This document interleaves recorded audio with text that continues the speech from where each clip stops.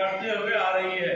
मुसलमानों को माशी तौर पर कमज़ोर की, मुसलमानों को तालीमी तौर पर कमज़ोर की, मुसलमानों को सरकारी मुलाजिमत से दूर रखा।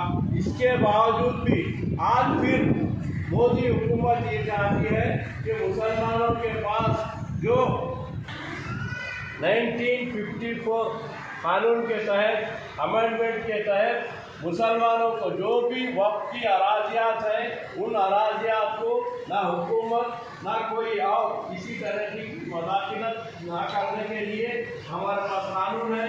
उस कानून के तहत तो वो क़यामत तक वक्फ ही रहेगी, ऐसा कानून है। लेकिन उसके बावजूद भी आज मोदी हुकूमत ने अपनी कैबिनेट के अंदर एक मामला पेश किया है कि मुसलमानों के पास जो वक्फ की अराजी है उस वक्फ की अराजी को हुकूमत अपनी तहवील में लेते हुए या नया कानून पास करते हुए सबसे ज़्यादा प्रॉपर्टी डिफेंस यानी मिलिट्री को है, सेकंड रेलवे डिपार्टमेंट को है, थर्ड प्रॉपर्टी है। लेकिन हमारी तो हिंदुस्तान का सबसे बड़ा सरमाया हमारे अपनी जायदादें वक्फ जायदाद हिंदुस्तान के इतनी बड़ी సమావేశాన్ని ఏర్పాటు చేసుకోవడం జరుగుతూ ఉన్నది।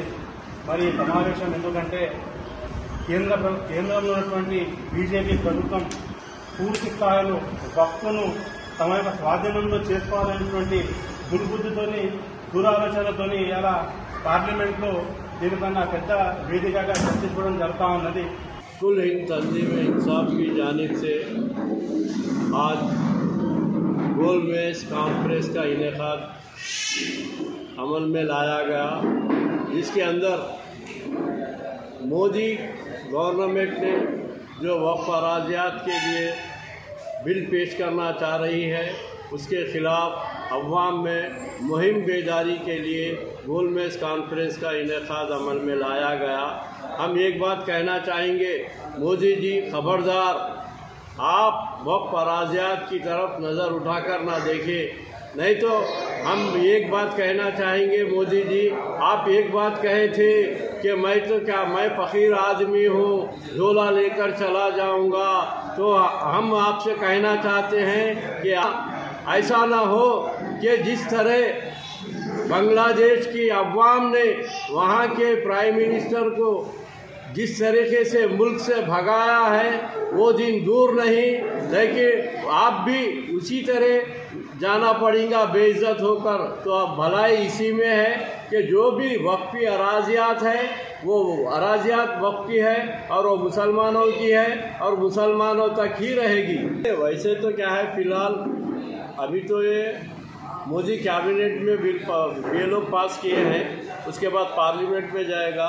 तो जब तक हम अवाम के अंदर मुहिम बेदारी पैदा करते हुए यहाँ के मुकामी मंडल ऑफिस, इसी तरह कलेक्टर ऑफिस में इसके खिलाफ याददाश्त पेश करेंगे।